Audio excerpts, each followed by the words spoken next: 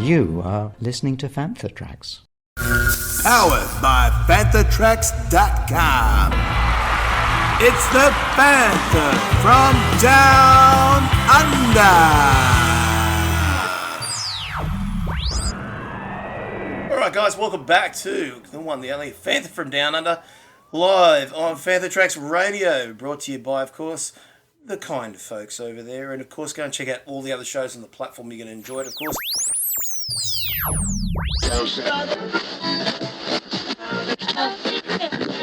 I'm your host, Adam O'Brien, coming to you live from Quinlan's Cantina on the Gold Coast of Australia, and joining me from the other end of the globe, in that amazing place where they sound like Aussies too, and that is, of course, Boston, Massachusetts, the one, the only Eric Onkenhout. Mate, how are you? I'm doing very well. Thank you. Thank you for having me. How you doing? Yeah, I'm doing really well, actually. Nice bit of leave I'm taking from work, so I've got a couple of days free to chill back, and I'm getting immersed in the wonderful, weird but crazy world of David Lynch, the one-time director of Return of the Jedi at one stage there. Almost. Can you just imagine? He would have dragged Kyle MacLachlan into Star Wars. That would have been strange. Yeah. Weird enough as Paul Atreides, you know? Oh, gosh. Oh, yeah. Certainly. And, of course, the bad news, folks, that Dune has been put back to October 2021. Wow. Yeah, it's crazy. I saw that news the other day. I was like, that's a long time. I thought maybe April, but almost just about another year. But first of all, let us know what you've been up to, fella. I'll just start in the summertime, I guess, because there's really not much you can do anyway. I read a book. You know J.W. Rinsler, right? Oh, yeah. The author of all those making of books, phenomenal. He wrote his first novel called All Up, which came out in July, I think. And the book is really, really good. I highly recommend it. It's about the first space race, and I couldn't put it down. Excellent book. So I read that. And yeah, I've just been reading a lot. I read 2 books by Carrie Fisher, Wishful Drinking and Princess Diarist. Oh, they're good books, yeah. And she just lets it all out. It's like, she doesn't hide anything. Yeah, there's no frills. She lets people know what's going on. I mean, Postcards from the Edge, I think they made it a movie, if I remember right. Yeah, I want to check that out. They did, but I haven't seen it yet. So after I read The Princess Diarist, I read Anthony Daniels' book, I Am C-3PO, which I just finished like a week or 2 ago. It's a good book. Great story. And going from Carrie Fisher to Anthony Daniels is like, you get these 2 books that are kind of like, nothing is held back. Then you get the refined writing of Anthony Daniels. It's like, whoa, complete opposite. So that was cool. Good books. They're good. I think 3PO, Anthony Daniels, he doesn't hold back too. There's something about, actually all of them are pretty much, there's nothing that they hold sacred. They will say what they want to say. He's been no fan of certain actors. Let's just say there's been parts where he didn't get along with Kenny Baker. That's one thing. And he mentions that in the book. Yeah, and spoilers. I honestly think that, and I've heard Kenny Baker's side of it too. I've heard some fans their thoughts on Anthony Daniels, but the majority of what I've seen, Anthony's nothing but a great entertainer, somebody who's there for the fans. And I honestly think there's just been some misunderstanding between Kenny and him, and it's just grown exponentially because they probably haven't ironed it out, haven't chatted to each other about it. And half the time when he came back, Kenny was never in the suit. It was always an automatic droid, or basically a radio controlled one. Yeah. Have you read the book? I don't want to give it away. Yeah, no, I have, yeah. Okay, so he mentions that most of the time he was working next to just a robot. He was not in. Kenny Baker was not in the suit, so that's right. Yeah. And it's funny because I got halfway through the book, and I'm like, he has not mentioned Kenny Baker once yet, and I know they didn't get along, but that's crazy. And then you finally there was maybe 2 pages on their relationship, and that was it. He just said, things were said. We were never close, and as time went along, it got worse. Yeah. So I think half the thing is that they didn't work together, really. I mean, a lot of those shots with probably Kenny in the suit when he's moving the droid across and stuff like that. Shaking. Yeah, he was shaking. It would have been just a locked-off shot by himself. So that's probably half the thing is they worked together on the first one. Probably only a little bit here and there on the OT, but a lot of what Kenny did would have been as Ewoks and stuff like that. You know? And now it's time for the news, live from Quinlan's Cantina in the Gold Coast of Australia, with the Fantha from down under. Later. Oh, yeah. True. And I think other little roles that they had too. And I think that is what it comes down to, is that they obviously had a misunderstanding, and it's sort of grown from there. And it's sad, but unfortunately, not everyone gets along at work. You know, Right? You know, I mean, he had nothing but nice words for pretty much everybody else he came in contact with. So yeah, just that one. It's kind of weird, isn't it? Yeah. So, but I think too that was a great book, because he's also letting us know what happened after scenes were shot. You know, and when he and Mark would go into I can't remember if it was with Alec Guinness or not, but they would go drinking in London. Yeah. You know, and the British know how to drink. You can imagine having pints. Not to put down American lager. American lager is great. Don't get me wrong, I drink it too. But it depends. It depends, because you guys go into much more low carb beer. It's always a light, Bud Light, all that sort of stuff. Let me just say this: if you have a microbrew, they're pretty decent. But if you're going with like a Budweiser, forget it. It's just water. It's just water, yeah. It's just different tastes. You guys, as a majority in most, do you call them bars over there or pubs? Bars. Okay, so you go to a bar, the majority of what's going to be behind the counter would be light strength. So light to mids. Out here in Australia, they're all heavies. Yeah. Majority are heavies. Yeah. Mids sometimes, depending on where it is.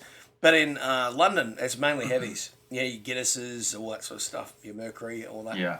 But anyway, you can imagine Mark getting out there in his early 20s, and he's like, "Whoa, what just hit me?" It's the sledgehammer of that. But I will say this. This is the difference between American and Australian pubs and bars and that sort of social scene, and the British. The British go out there to drown their sorrows. That's they had a hard day's work. The social thing was to go out and have a drink and just try and forget about your hard day. No, Aussies and Americans are the same, because we go out to have fun. Yeah, that's the difference. Unwind, yeah, totally. So it's kind of, you're still doing that. You're still going out after a hard day's work, but it's celebrating it. It's not dwelling on it. And I think that's the difference in the culture. When my stepdad's father was over there in the war, World War II, he said the same thing. The Canadians and he was a bomber navigator in one of the big Lancasters. And so they went over there. Yeah.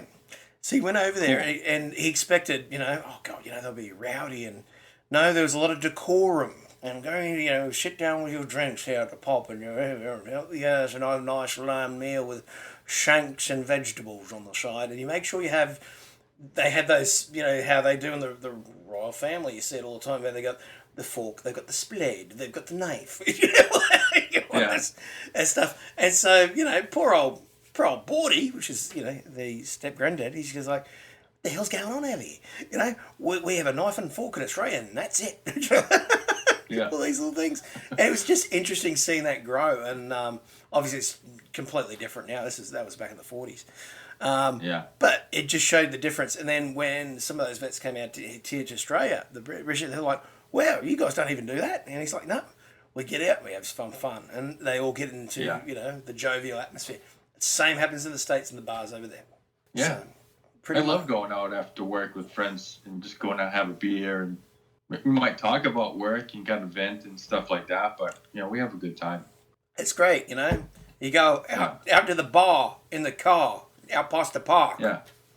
Have a couple of beers. I still can't get the Boston twang. I one day will, but it's what I really appreciate about the Boston lingo, whatever you want to call it.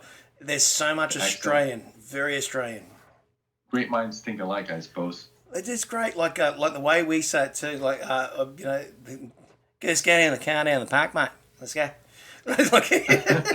It's just similar. I remember watching years ago a documentary where this guy was travelling up, was at the east side of the state. So he stopped at, I think it was Boston, was as high as he went. And there was a guy out there who was doing river tours in a big speedboat, and took him out in the water. And he's like, now righto, you got these out here in Australia, haven't you? And he's like, whoa, you're from Gold Coast or something? He goes, no, I'm from Boston. But it was so bang on, very similar, and I think that's just amazing. Because we're so far apart, distance-wise. Yeah. You wouldn't think that we'd sound alike. It's crazy, eh? But and particularly if you go down to Canberra, in Australia, which is our capital territory, where we have our big city, Canberra. It's also got the ACT, Australian Capital Territory. It's even closer to Massachusetts Sound, so it's amazing.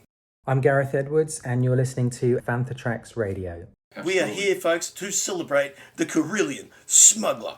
We're going to be looking at, the life of Han Solo, merch, the books, the movies, where it goes from here, who knows, and of course the life of the smuggler himself.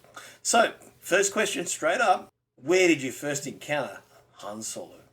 I guess it was probably The Empire Strikes Back. I don't know. It's been so long. He's always been there. Yeah, he's kind of the same, isn't it? Like for me, it was, I think. Well, obviously, I've seen Star Wars, so I mean that's the big one. But I think I really got.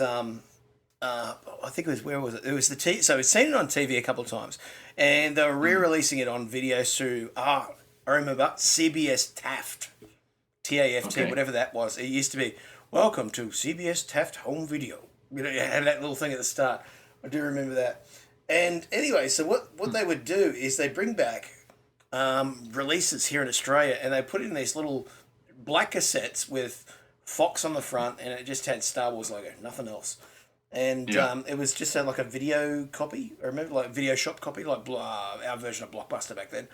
And for folks out there that don't know, Blockbuster in Australia, we had our own Blockbuster out here in Australia in the 80s, before Blockbuster became the big blue and yellow bannered business. Yeah. So Blockbuster out here in Australia is run by some locals out here, but that's where I found that one for the first time. Anyway, but rewatches of that's how I got to really know Han Solo, and I'm thinking, Luke's who we're meant to be rooting for, but Han Solo's cooler. Oh yeah.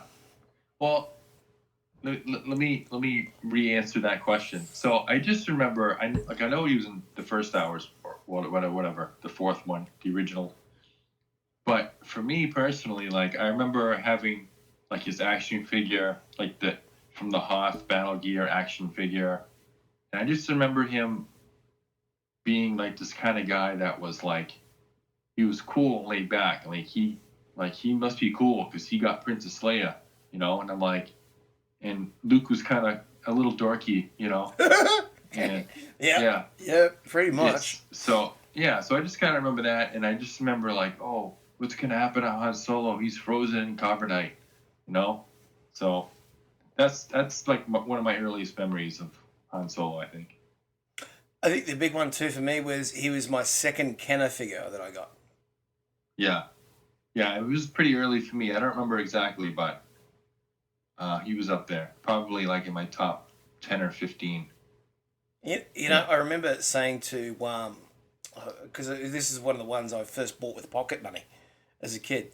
I said, it's not realistic. I remember saying that. This is as a kid. Arms bend. They don't just go like this. He goes, kid, it's an action figure. I'm like, yeah, but aren't you guys meant to be like making it more real like this? And I remember saying that. I was only about, 3 or 4 years old. It was hilarious. What do you mean? Like his arm, bending his arm? Yeah, because of the 5 points of articulation, it can only swivel from the shoulder. Yeah, so like, but yet G.I. Joe had whatever it was, 21 points of articulation or whatever it was. Yeah, that always bugged me too because I was a bigger Star Wars fan, but I liked the G.I. Joe action figures better because they could bend the elbows and the knees and stuff. Although I think the whole silver joints in every little thing stuck out a little bit too much. Sometimes, yeah. But the screws. Yeah, the screws, yeah. And I think the big thing was too is that they'd all stolen it from Mego. I think it was it was Mego. I can't remember. But they were bringing out the Buck Rogers film figures from 79, 80 when that show was out. And again, another one of those clones of Star Wars, coming out in the wake. And that's one of the reasons I like Buck Rogers, because he was a bit like Han Solo. He was kind of like, I don't want to be here, but I've got to. Yeah. Even his name, like Buck Rogers, is kind of cool hand Luke, kind of like just a cool character. Oh yeah, it's very, very chill. Yeah. Yeah. But I think the other thing with Han Solo was years after, so it would have been, just after Empire, about 82, 83, just before the Return came out, we had these boxes that would come out for Christmas out here in Australia. You'd have colouring in books. You'd have an adaptation, usually in just a very flimsy paperback. You'd also have the Star Wars magazine that was coming out, and it was called Blues Harvest, believe it or not. Oh, interesting. Was it Terror Beyond or Horror Beyond Imagination?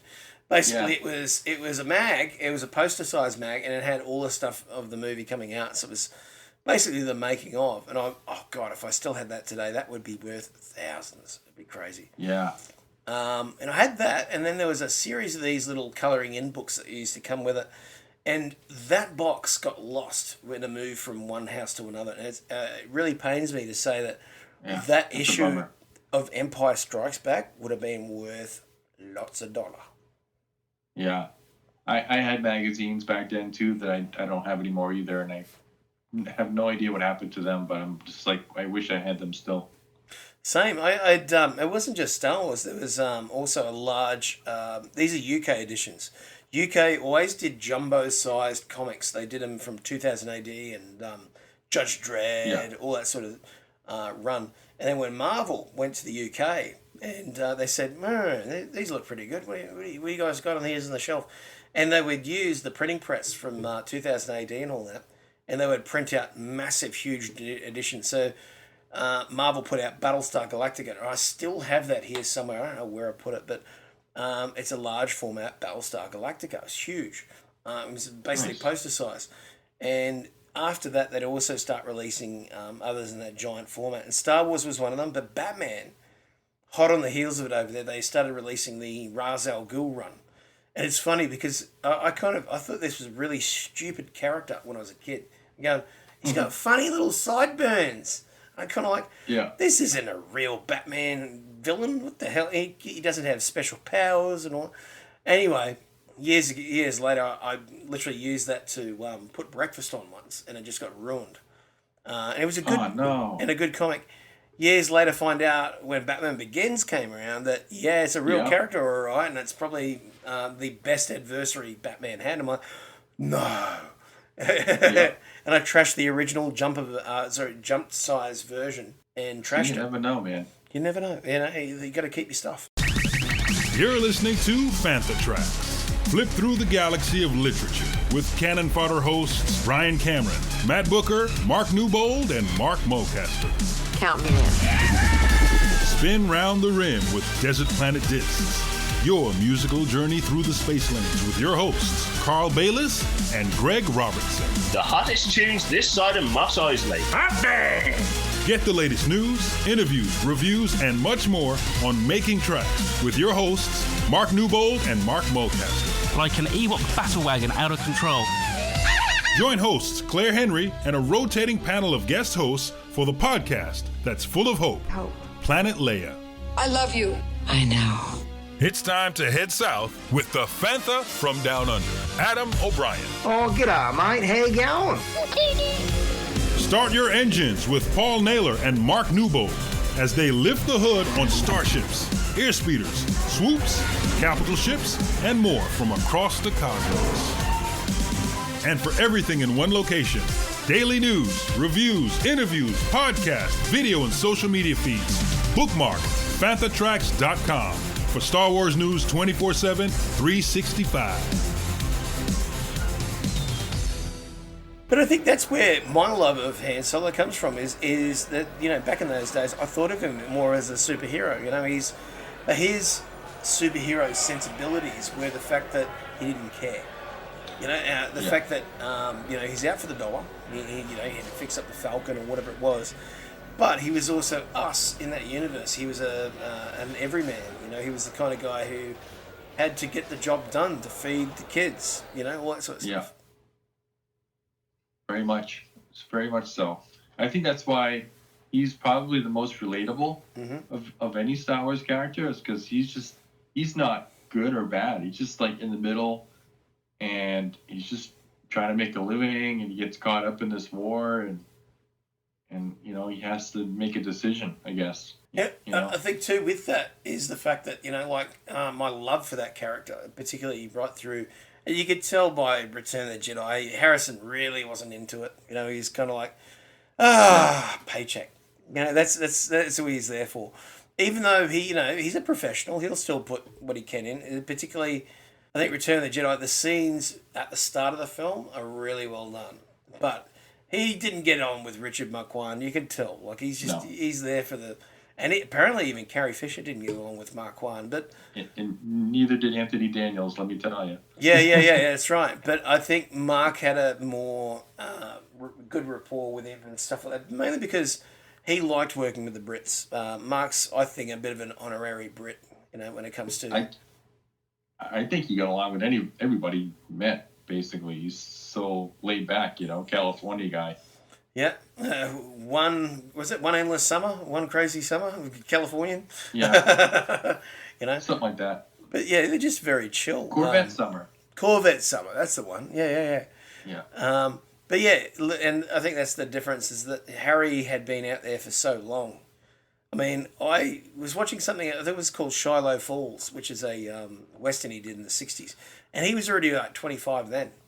So he's an old hand, when it comes to... By the time he was doing Blade Runner, he was 40 years old, So he got famous late. He already had a family, all that sort of stuff. And I think a lot of that cynicism that comes with being around middle age, crikey, I'm there now myself, but, that goes into the character and informed the character's perspective. Makes sense, because acting was not his, not like that wasn't the direction he was going in. He was a carpenter, Yeah, that's right. So, who is it? It was Martin Scorsese and Francis Ford Coppola had hired him to do, where it was. Build a door, and I think he was doing a deck. He was doing a deck for somebody else. It might have been Brian De Palma, but they're all friends, It's like, Harrison, we need you to do this. And he's like, do this or this, and as he does. Yeah, right. Yeah, you're right. It's going to cost you $2,000. And you go off and do it. And there's something about that. Here's another thing that informed the character is the tradesman in him. Or as we call here, a bit of Australian lingo for you, tradie. Okay. So the tradie in Han Solo comes from, of course, the man himself being a carpenter. He was, obviously doing deals, because you wheel and deal when you do that stuff. The pine's going to cost you, $2,000. I'll shave a bit off it, $1,800. And that's basically the same sort of deals he was doing right up to Force Awakens, before he turned into shish kebab. And I think that's the thing that you see in his character. Yeah. Put on a skill, mate. But I love it, and I think that's part of what makes that character relatable. It's a relatable part, and it's something that really, I'm back here. I'm here. Okay. But it informs the character, doesn't it? Yeah. What I was going to say was in The Princess Diarist, Carrie Fisher's book, she talks a lot about her relationship with Harrison Ford, and she really looked up to him. He was already established when she was in the first Star Wars movie. Mm-hmm. It was she was in awe of him almost. Yeah, I think maybe a little bit more than awe, because they got it on. Yeah. And it's more fun. than once, I think. Yeah, I think so. And I think the thing is that Harry wanted to keep that on the quiet, because I think he was married at the time. Yeah. I think he got divorced in 1979. Yeah. I read. So. And that son is actually in Blade Runner. The son from that marriage, I think his name's Ben Ford, famous chef in Chicago. And he's just like his old man. He's got the same, what do you want, a hamburger, fries? He's got that in there. But he's a very well-to-do chef. I actually follow him on Instagram. Very, very talented. But he actually jumped in when they did the 2007 redo of Blade Runner, the remaster, called Final Cut. Okay. They said, we need Harry. We need Harrison to come back. And Harry was too busy. I think they planned to get him between two movies he was shooting. They got Joanna Cassidy back to do certain scenes. The scene was when she was blasted by Harry's blaster, and she goes through all those plate glass windows, and you can painfully see that it's the stunt person. They just couldn't hide it because of all the glass. The face is going to show up. Yeah. So digitally, they put her in there in a Blu-ray master. I think it's even in 4K master when they did it back then, which is a long time ago. But now they said, well, look, we need. There's a scene where he's going to Abu Hassan, who's got the fake snakes and stuff like that. And he says, Abu Hassan, you got snake scales, whatever it is. And the lip sync is completely out with the audio track. Completely out. Oh, wow. And they couldn't sync it up with the way his mouth was moving. So the ADR was obviously wrong. And Harry couldn't do it. Oops. And then Ridley said, well, we've got around the corner here, Ben Ford. Why don't we just get Ben down here? Ben looked like a 40-year-old Harrison. There you go. So he may not sound like him, but he can lip sync to it. So that's why they got him down here. And for Aussie audiences listening tonight, I'll tell you who Ben looks like. He looks like Dick Johnson. Dick Johnson's one of our famous touring car drivers, V8 supercars out here. So basically your Daytona races, that's our guy. But he looks like Ben Ford. There you go. So this guy's name's Dick Johnson? Dick Johnson, yeah. Dick Johnson is probably one of the most famous racing car drivers in Australia. I'll have to put some shots up later. When you see him, and he's got that big tooth grin that, you know, a cheesy scoundrel would have, you know, but he's kind of like, hey, you know. Yeah. And he's one of the leading guys when it comes to famous race, actually my stepdad's involved in too, called the James Hardy 1000, or the Bathurst race. This is the most prestigious V8 supercar race in Australia. It's been running for about 40 years. It's huge. And I've driven it. I've driven through it. It's one of the most dangerous necks of racetrack you'll ever go through, because it goes up through the mountains and down as well. If you like your Nissan, well, there's even a thing called the Nissan Skylight, where you go up through there and you can't actually see. It's a crest. You can't see the road, and you go like this. And you're going at speeds of about, well, it's in kilometres for us, so to be about 80, 90 kilometres out, which is about miles. You're doing about 150, 160 miles an hour. Wow. Yeah. Through S-bends. And then there's what we call the Conrad Straight, and that's where we basically always said, that's like that when you kick in the afterburner or hit the hyperdrive. And just guns it down there. Right. And you can that sounds fun. Remember those? A lot of those cars are like literally stuck to the ground because they're so low. The suspension's like dragging on the ground, you know. So it feels like you are part of the earth when you're the G-forces on your car. So we always are like, hey, it's like the Falcon, man, but it was a Ford Falcon. There you go, close enough. Yeah, so it always comes back to Star Wars. But yeah, yes, it does. It does. And I think that's what did it for me. Now, just talking quickly to the books, that's the second part where I learned more about, I think, you know, the character himself. I never really got the Brian Daley books back in the old days. I'd seen them. I'd read part of, I think, the second book, which is Han Solo's Revenge. But the ones I did get were the ones that came out years later by Bantam, which were called the A.C. Crispin trilogy. So Paradise Now, I love those books. The Hutt Gambit, and Rebel Dawn, or I think the other one was called. Yeah. And they were great. Something like that. A.C. Crispin nailed it. I mean, Those are some of my favorite Legends books. There's so much humour in those books. But I always had people telling me, like, you know, and this was back in the late 90s when I read those series. They're great, but the Brian Daley ones are even better. And I said, why is that? Because all they were allowed to use was the Falcon, Chewie, and Han, and they had to come up with their own characters, their own universes. And Brian Daley had to run with it. And I think that's what makes it so interesting, because they're really new adventures. They're really completely out of the realm of what we're used to. But as talking about tonight, we're doing Han Solo at Star's End on the back of this. It is one of the ones that really throws you out there to see what they were doing between the movies. In this case, this was pretty much what they were doing up to Star Wars. Yeah. This book came out in 1979, April. So it's, I mean, literally hot on the heels of getting ready for Empire Strikes Back. Yeah. Within 12 months. You know, it's huge. Yeah. I mean, that was, with that book and Splinter of the Mind's Eye, I mean, that's some of the first, EU books we got. Oh, totally. Splinter for me too is just as quintessential. Alan Dean Foster, who Star Trek writer, original writer of his own stuff as well, and also the writer of the Alien trilogy of paperbacks as well. So he did Alien, Aliens, and Alien 3. I think he just walked away from them after that. But they are some of the best adaptations to book from film I've ever read. He also did Chronicles of Riddick, believe it or not. The one with Vin Diesel, you know. Right. And it's the only Vin Diesel movies I can stand, to be perfectly honest with you folks out there. The Fast and the Boring and the Furious, I don't really get into these days. I got a car. Let's go fast. And now it's going to spin around a mountain. It's going to come over. It's going to do a flip. And then it's going to land on top of a truck. Oh, I got to steal the car.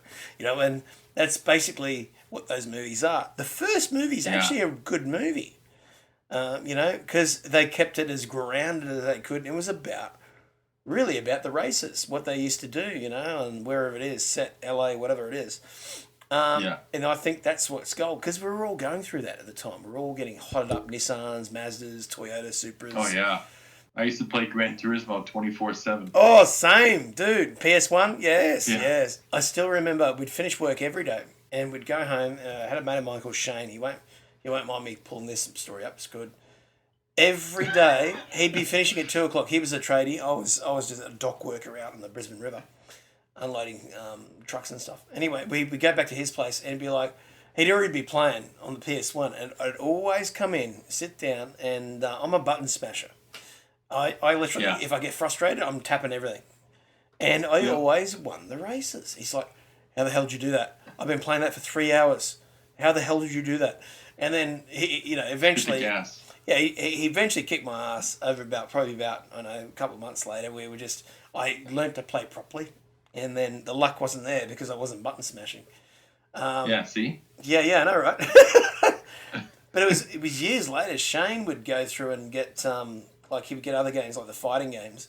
I was playing one of the Tekkens with him, and he would be sitting there trying to do all the moves. I'm going to do a fireball. I'm going to spin kick, and I'm going to do all this. And in comes me, who knows nothing about Tekken. And I go, righto, let's do it. And I just kept punching, and I got right through, knocked them all out. And he's like, nice. How the hell did you do that? How'd you do that? Yeah. I said, it's just luck. Like, it's literally not even knowing, But we grew up in that time where all those, like the Falcon, we were modifying cars. So we would go through V8 supercars at the time. I had a V8 Ford Fairmont, they were called out here, which were kind of like big Lincoln, I suppose you guys have over there. And we dropped it. So it went from, Australian suspension is very high in our roads, because our roads aren't as good as you guys have in the States. So the modifications were for us, we dropped it right down. So it was only about a Coke can off the ground, so in height. Wow. We low profiled the tyres, so it was, racing tyres. But then I left the car stock, so that if people pulled up next to you, they would think, hey, that's just another car. It's like an old man's car. It was maroon. It was beautiful inside, leather and velour trim, all that sort of stuff. It, for all case and purposes, it looked very American car, because it's a very long car, which is very rare in Australia. Shane had a General Motors car, which we call Holden out here. That's the company out here, but it is General Motors. And he had what they call a Commodore.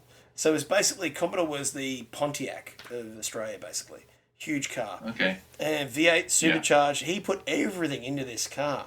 But you knew what it was because it had the kit around it too. So it had the spoiler, the fins, the front guard, and all that sort of stuff.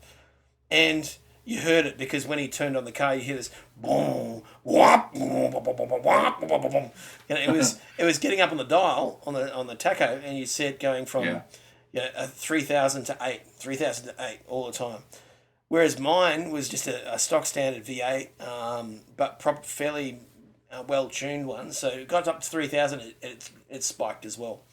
And we used to have these kids, and bless his soul, he's passed on since now. So to Travis out there, to his family and friends, we say still to this day we miss him. But this guy was, I'm going to say it nicely, a bit of a douchebag when it came to cars. He always thought he could outrace people, and that's what's so funny about the guy. When you meet him, he's a lovely guy, but he goes, I got a Nissan Pulsar, or what we call Nissan Pulsar, little hatchback, about the size of a Corolla, tiny car. And he would sit next to Shane and go, I'm gonna beat you. Shane's like, it's not even a race. Like, my car's a supercharged, like, basically a performance car. And this guy, get him off the mark, and Shane would just, like, casually put down the accelerator and then... And this here's how you can find the Fantha from Down Under on the World Wide Web. You can catch Adam O'Brien, the Fantha from Down Under, at The Lethal Mullet on Twitter, Facebook, and Instagram. You can also catch him on the Lethal Mullet podcast on Phantom Podcast Network. You can also catch him on Making Treks, a Star Trek fan podcast on Phantom Podcast Network. You can also catch him at The Mullet Guild on the Phantom Podcast Network at fpnet.podbean.com. Be sure to check out all the listings there and subscribe for the great shows also at fanthatracks.com. All your Star Wars news in a single file. Well, that's all we have time for here tonight on the Fantha from Down Under. And we'll catch you next time, same place, same channel, and of course, with more Star Wars news in a single file from Fanthatracks.com's Australian edition. That's right, we'll catch you next time. So, until then, may the Force be with you, and enjoy your Star Wars fandom. We'll see you next time. Warning, no Tauntauns were harmed in the filming and recording of this podcast.